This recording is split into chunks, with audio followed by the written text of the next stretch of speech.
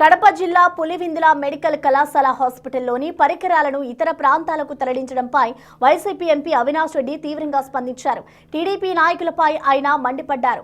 చేతనైతే తెలుగుదేశం నాయకులు ముందుగా వైద్య కళాశాలల ప్రైవేటీకరణను ఆపాలని డిమాండ్ చేశారు. ఇక్కడున్న పరికరాల తరలింపును ఆ ప్రాంత టీడీపీ నాయకులే అడ్డుకోవాలని అవినాష్ రెడ్డి సవాల్ విసిరారు. వైసీపీ నాయకులు కార్యకర్తలను ఇబ్బందులు పెట్టడంపై చూపిస్తున్న శ్రద్ధను ఈ ప్రాంత అభివృద్ధిపై చూపడం లేదన్నారు. టీడీపీ నేతలకు ఈ ప్రాంతంపై చిత్తశుద్ధి లేదని ఆయన విమర్శించారు. ఆ మెడికల్ కాలేజీలో హాస్పిటల్లో అత్యాధునికమైన ఎక్విప్మెంట్ను జగన్మోహన్ రెడ్డి గారు అప్పట్లో పర్చేస్ చేయడం జరిగింది. ఆ గవర్నమెంట్ పర్చేస్ చేయడం జరిగింది. ఇవాళ ఈ కూటమి ప్రభుత్వం వచ్చిన తర్వాత నిన్నటి రోజున ప్రభుత్వము పులివెందుల్లో ఉన్న అత్యాధునికమైన పరికరాలన్నీ కూడా ఎక్విప్మెంట్ అన్నీ కూడా గుంటూరు కని కర్నూలు కని వాళ్ళు షిఫ్ట్ చేస్తూ ఉన్నారు. నేను అడుగుతా ఉన్నా, ఇంత ఘోరమా? నెల రోజులుగా ఇంత పెద్ద ఎత్తున ఈ ప్రైవేటీకరణ పట్ల మేము నిరసన తెలుపుతా ఉన్నాం, ప్రజలు నిరసన తెలుపుతా ఉన్నారు.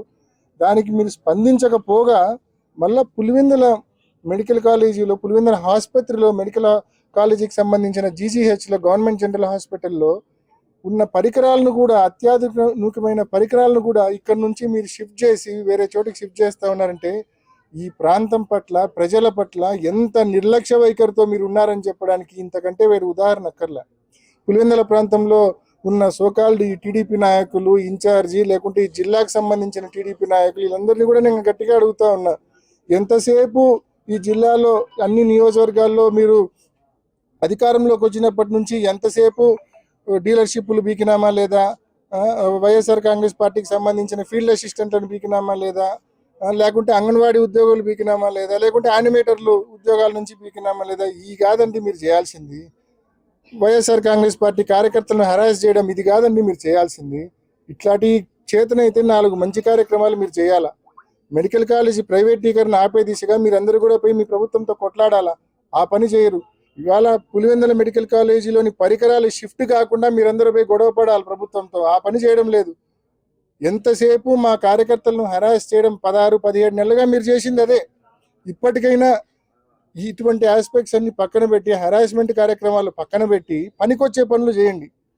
పులివెందుల అభివృద్ధి మీద, జిల్లా అభివృద్ధి మీద ఫోకస్ చేయండి. మెడికల్ కాలేజ్ ప్రైవేటీకరణ కాకుండా పోరాటం చేయండి, ఆపండి. మెడికల్ కాలేజీలో పరికరాలు షిఫ్టింగ్ కాకుండా, వేరే చోటకి షిఫ్టింగ్ కాకుండా అడ్డుకోండి. కొంచెమన్నా మీరు ఉన్నారని చెప్పి ప్రజలకు తెలియజేయండి.